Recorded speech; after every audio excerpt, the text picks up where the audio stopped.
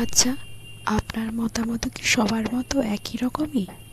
আমাদের হাতে যদি ব্যথা লাগে তাহলে আমাদের ব্যান্ডেজ করি, কিন্তু যখন আমাদের মনে ব্যথা লাগে তখন আমরা তার থেকে কেন মুখ ফিরিয়ে নেই?